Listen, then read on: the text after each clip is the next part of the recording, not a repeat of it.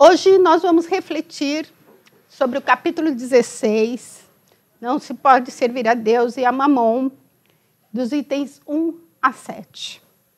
Então, para que a gente possa fazer uma reflexão no geral, nós vamos falar sobre riquezas, e misérias no âmbito geral. Eu vou ler o primeiro trecho para que nós possamos refletir junto. Ninguém pode servir a dois senhores. Porque ou odiará a um e amará a outro, ou se prenderá a um e desprezará o outro. Não podeis servir simultaneamente a Deus e a Mamon. Isso faz parte do Evangelho de Lucas, capítulo 16, versículos 13. Então, aproximou-se dele um mancebo e disse: Bom mestre, que bem devo fazer para adquirir a vida eterna? Respondeu Jesus: Porque me chamas bom? Bom só Deus que é. Se queres entrar na vida, guarda os mandamentos. Que mandamentos? Retrucou o mancebo. Disse Jesus: Não matarás, não cometerás adultério, não furtarás, não darás testemunho falso. Honra o teu pai e tua mãe e ama o teu próximo como a ti mesmo. O moço lhe replicou: Tenho guardado todos esses mandamentos desde que cheguei à mocidade. Que é que ainda me falta? Disse Jesus: Se queres ser perfeito, vai, vende tudo que tens, dá aos pobres e terás um tesouro no céu. Depois, vem e segue-me. Ouvindo essas palavras, o moço se foi todo tristonho, porque possuía grandes haveres. Jesus disse então a seus discípulos: Digo-vos, em verdade, que bem difícil é que um rico entre no reino dos céus. Ainda uma vez vos digo, é mais fácil um camelo passe pelo buraco de uma agulha do que entrar um rico no reino dos céus. Faz parte de Mateus, Evangelho de Mateus, capítulo 18, versículos 16 a 24, de Lucas, capítulo 18, versículos 18 a 25, e Marcos, capítulo 10, versículos 17 a 25. Então, vamos refletir um pouco. O que será que podemos entender com essa frase que Jesus disse? Ninguém pode servir a dois senhores. O que ele quis dizer é que nós não podemos viver simultaneamente, fascinados pelas coisas materiais e comprometidos com a salvação do espírito, pois é impossível conciliar dois princípios tão opostos entre si. E aí, assim, qual é o significado da palavra Mamon? Mamon era o deus da riqueza, E que, com a riqueza, está querendo mostrar o império das coisas materiais, dos prazeres, que os sentimentos da espiritualidade únicos capazes de conduzir o homem à verdadeira felicidade. Jesus se referia a tudo que nos prende à matéria e nos impede o avanço espiritual. Aí vamos entender um pouquinho. Lembrando, qual foi a primeira recomendação que Jesus fez ao moço para adquirir a vida eterna? Ele pediu que seguisse os mandamentos. Não matarás, não cometerás adultério, não furtarás, não darás falsos testemunhos, e honrar pai e mãe, e amar ao teu próximo como a ti mesmo, que faz parte da lei do amor que a gente tanto prega e tanto estamos aqui no caminho, para seguir. E aí, o que ele quis dizer? Que a estrada da perfeição é longa e árdua. Para percorrê-la é necessário, inicialmente, a prática de pequenos gestos que nos permitirão o exercício de grandes virtudes. E aí, qual foi a segunda recomendação que Jesus fez ao moço? Que se desfizesse dos bens materiais e os doasse aos pobres e o seguisse. Aí ele fala para ele: se queres ser perfeito, vai, vende tudo que tens, dá aos pobres e terá um tesouro no céu. Depois vem e segue-me. E aí, assim, vamos refletir. Por que será que Jesus pediu para que ele desfizesse da sua fortuna material, né? Porque certamente essa fortuna era utilizada apenas em proveito próprio, o que aprisionava o rapaz, impedindo-o de praticar a caridade e afastando do único caminho que se conduz à salvação. A gente se prende muito a dinheiro, às coisas materiais, né? Eu sei que estamos aí, precisamos, né? Estamos num mundo em que a gente precisa do dinheiro para viver, sobreviver. Mas o quanto nós somos apegados ao dinheiro e às coisas materiais. Né? O quanto a gente vive em função de comprar as coisas, de só obter, querer, querer, querer mais. Então, é uma coisa a se refletir, da importância disso. A fortuna daquele jovem constituía-se em empecilho para o seu progresso espiritual. Porque, na verdade, muitas vezes a gente tem as coisas, a gente adquire as coisas e esquece de agradecer, de ter a gratidão de ter obtido o que a gente quis. Claro que é importante a gente querer um carro, uma moradia, é importante. Mas temos que ser gratos. A gratidão à espiritualidade, a Deus, por ter tido a oportunidade de obter isso. Muitas vezes a gente quer 2, 3 carros. Para que a gente precisa de 2, 3 carros? Se nós, de repente, uma pessoa só, estou querendo dizer, não querendo dizer em questão familiar. Muita gente tem 2, 3 carros. Para que se você anda só com um? Então, isso é importante, né?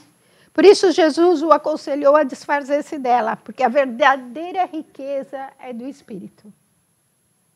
É a nossa evolução moral e espiritual. Essa é a melhor riqueza. Porque quando a gente for para lá para outro lado, nós não vamos levar nada disso, gente. Né? Então, assim, pensar, começar a refletir sobre isso. De obter, é importante obter. A gente precisa, é necessário. Até para a nossa sobrevivência. Mas nós não vamos levar nada daqui. E se a gente deixa muito, aí tem as brigas, né? De herança, família, sempre tem. Acaba tendo umas desavenças. Então, assim, por que não, de repente, começar a pensar no próximo? De ajudar, de fazer caridades. Isso nos fortalece muito espiritualmente. É a gente pensando no próximo, né? A lei do amor não fala aí, amar como o próximo como a si mesmo. Se eu me amo, se eu quero o melhor para mim, eu quero o melhor para o meu próximo. E aí é o próximo que está precisando mais, de repente. Então, não basta somente observarmos os mandamentos para se obter a vida eterna. Os mandamentos são importantes. Eles têm a sua importância, sim. Mas que já os cumpre, como era o caso do moço. Ele já cumpria os mandamentos. Necessita exercitar outras virtudes para promover o aperfeiçoamento do espírito. Nessa passagem, Jesus nos ensina a despojarmos do que possuímos para obtermos a salvação? Não. Jesus nos ensina o desapego dos bens materiais, mostrando-nos que na vida o mais importante que é a busca das coisas espirituais.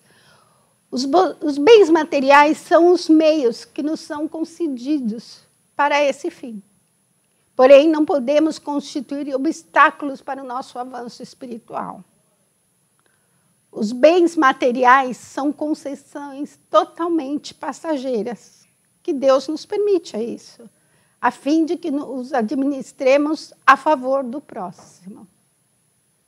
Então, é questão de, se hoje eu sou dono de uma empresa, eu sou uma dona de uma empresa, olha a minha responsabilidade de empregar os meus funcionários, de darmos o melhor que que a gente possa dar para eles.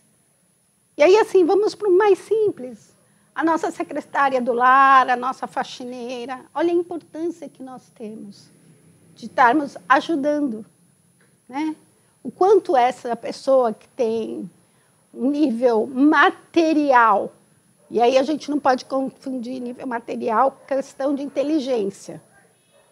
Então, a pessoa mais simples não significa que ela não tenha a inteligência. A gente não pode menosprezar isso. Então, com isso, eu não quero dizer que a riqueza ela não é condenável.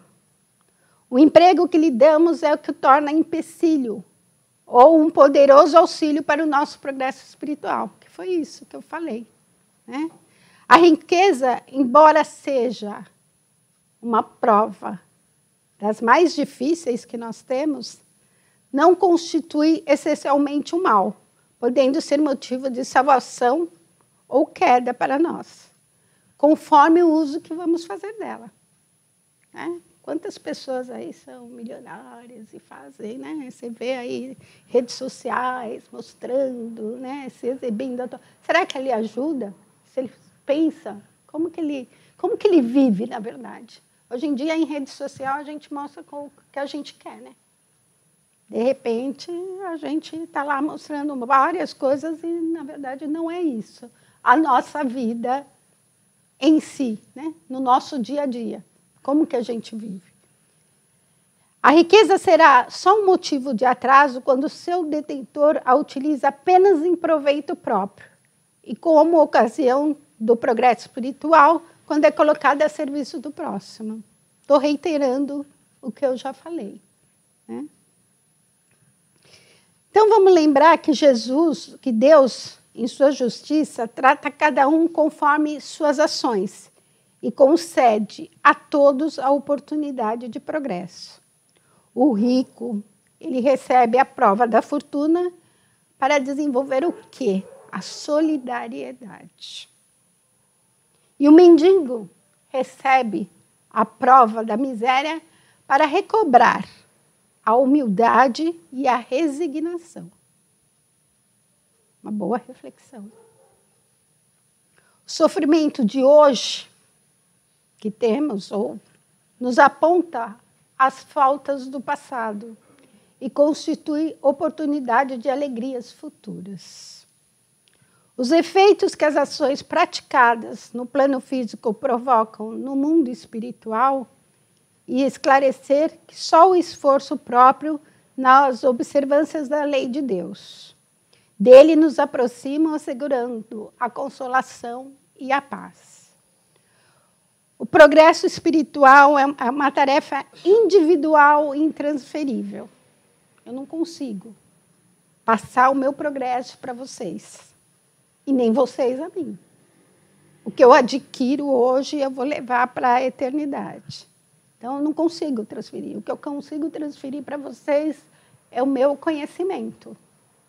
Um pouco, porque cada dia eu estou aprendendo, né? Ninguém pode abrandar o sofrimento daquele que na terra se afastou das leis divinas e as retardou. Então, o que tiver que passar aqui de sofrimento, infelizmente, a gente tem que... E aí a gente tem que ter a resignação por tudo que a gente passa nessa vida.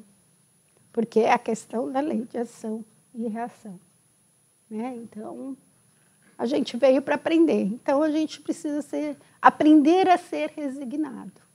Isso é o importante. Na sua caminhada evolutiva, senão ele próprio, pelo retorno ao Pai através da prática do bem. Então, é assim, gente.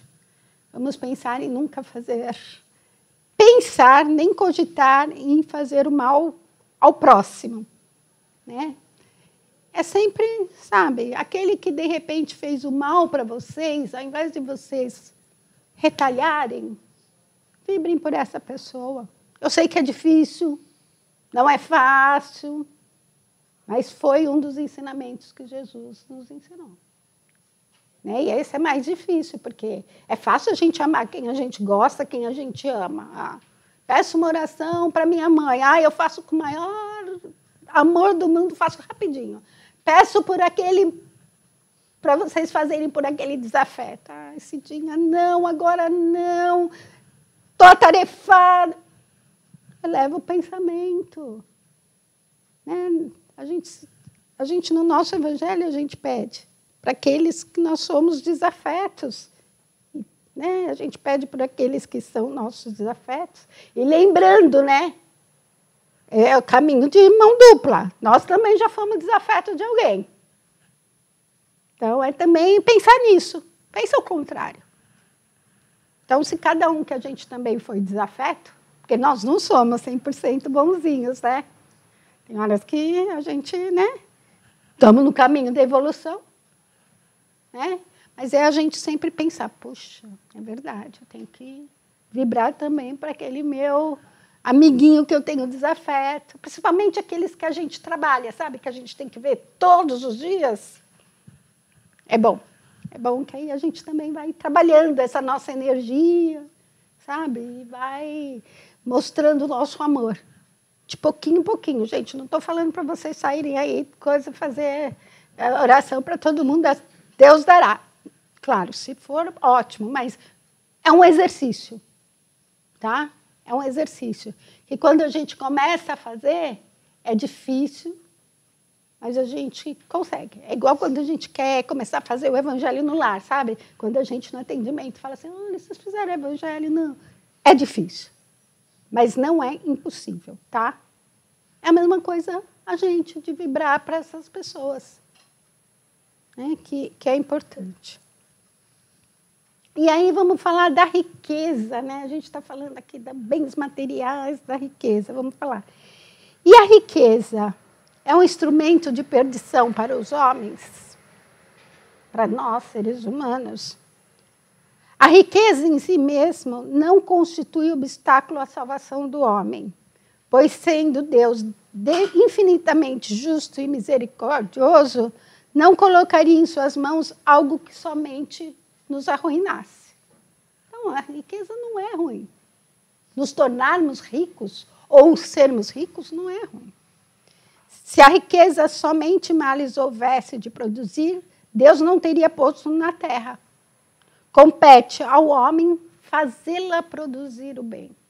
Então, compete só a nós, seres humanos, a fazer o bem dessa riqueza. Como a gente vai usar o nosso dinheiro? Mas por que a riqueza, como ressaltou Jesus várias vezes, dificulta a salvação de um homem? Porque estimula um dos piores defeitos, que é o egoísmo. Favorece a vaidade, exacerba os apetites sensuais e os apegos aos bens materiais, desviando o homem das coisas do espírito. A gente vê muita gente aí comprando, né? Outro dia eu estava vendo na rede social a esposa de um cara que comprou um avião para ele, pondo na rede social que comprou. Para quem interessa? Ela tá, é vaidade, está mostrando. Comprou, tem o dinheiro, ótimo, que bom, tá? E ninguém precisa ficar sabendo. Na boa, né? A gente não precisa ficar alardeando o que a gente compra e o que a gente dá, né? Sendo o oposto da riqueza, pode concluir-se que a miséria é prova fácil que conduz à salvação? Não, também a miséria é prova difícil, porque dá ensejo à inveja e à revolta, dificultando a prática da caridade que conduz o homem a Deus. Mas a riqueza é, sem dúvida, a prova mais dura. Realmente, né? Como se a gente é rico, o que a gente fez, quando a gente voltar na próxima encarnação, de repente vem aí o lance, agora você vai ser uma pessoa que tem menos. Para aprender a ser mais humilde, resignado. Porque muitas pessoas ricas fazem questão de demonstrar, comprando bolsa Chanel de 40 mil ou mais. É uma coisa que a gente tem que prestar atenção. A gente vai levar essa bolsa quando a gente morrer? Não é, gente, aqui eu não estou querendo dizer que a gente não possa ter. Nenhum momento estou falando que você não pode ter, você não pode comprar. Pode, quer ter, tenha. Não precisa ficar alardeando para todo mundo. É essa a importância, né, da gente estar sempre vivendo, experimentando. Aquele que já experimentou as privações materiais acarretadas pela miséria, fará melhor uso da riqueza caso venha a possuí-la? Nem sempre. A riqueza, pelas facilidades que oferece, produz tal vertigem que muitas vezes aquele que passa da miséria à riqueza esquece de pronto a sua primeira condição e faz-se insensível e egoísta. Tanto é que você pode ver que pessoas que são, a maior parte, não vou dizer que não todos, mas tem muita gente que às vezes não tinha nada, passou a ter, começa a esnobar aqueles amigos mais pobres, mais simples. Não, só quero andar com pessoas que possam demonstrar a minha riqueza, a minha condição social hoje. Aí uma coisa para se pensar aqui, né? Se, como vimos antes, a riqueza não é um mal, a quem podemos atribuir as funestas consequências que produz? Ao estado de inferioridade espiritual do homem que dela faz o uso, pois ele tanto pode empregá-la em favor do próximo, elevando-se espiritualmente, como no benefício exclusivo de si mesmo, retardando o seu progresso. Só pensando em si, você vai, sabe, tudo aquele castelo que a gente construiu, de repente, quando era assim, quando a gente era simples e vivia numa vida mais simples, a gente pode arruinar esse castelo. E qual é a função da riqueza no nosso planeta? Oferecer ao homem os recursos necessários ao progresso material e à satisfação das necessidades de seus habitantes. O homem tem por missão trabalhar pela melhoria material do planeta, desobstruí-lo, saneá-lo e dispô-lo para receber um dia toda a população que sua extensão comporta e alimentar essa população que cresce incessantemente. Na tarefa de promover o progresso material na Terra, não basta ao homem o auxílio da ciência? Sem dúvida. A ciência é de grande importância, pois estimulando o estudo e a pesquisa, desenvolve-lhe a inteligência, fazendo descobrir meios fáceis, rápidos e seguros de superar obstáculos e realizar tarefas. Mas é a riqueza que permite a sua execução. É claro que uma pessoa simples, a gente já sabe de muitos estudantes que foram de vida mais simples, humildes, que são exímios pesquisadores, né, e que traz a ciência. Infelizmente, precisamos do dinheiro para, né, melhorar essa questão da ciência, da pesquisa. Está aí. Quem é rico, a questão da riqueza pode ajudar a ciência. De que modo os esforços do homem em melhorar o planeta pode auxiliar seu progresso espiritual? A busca do progresso desenvolve no homem a inteligência que, num primeiro momento, ele concentra na satisfação das necessidades materiais e, mais tarde, o ajudará na compreensão das grandes verdades espirituais. Com isso, quis dizer o quê? Que riqueza e miséria não são prêmio e nem castigo de Deus. São situações totalmente transitórias que o homem experimenta no processo da evolução espiritual. Longe de ser um mal, a riqueza é fator de progresso material do planeta e do bem-estar da humanidade. Então, para terminar, todo mundo sabe que eu adoro uma mensagem, de ler uma mensagem para vocês. Eu estava escolhendo, tinha escolhido uma, mas sabe como que é? Quando a gente chega aqui, abre o livro e abre numa página, é melhor ler essa. É desse livro, Vivendo o Evangelho, é do volume 2, do Espírito André Luiz, tá? É a mensagem de número 200, sem amor. Ninguém está impedido de possuir algo. Poder. Mas o poder sem amor é orgulho. Autoridade. Mas a autoridade sem amor é tirania.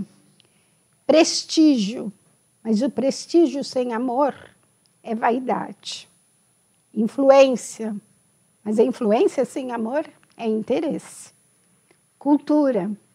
Mas a cultura sem amor é arrogância. Força. Mas a força sem amor é destruição.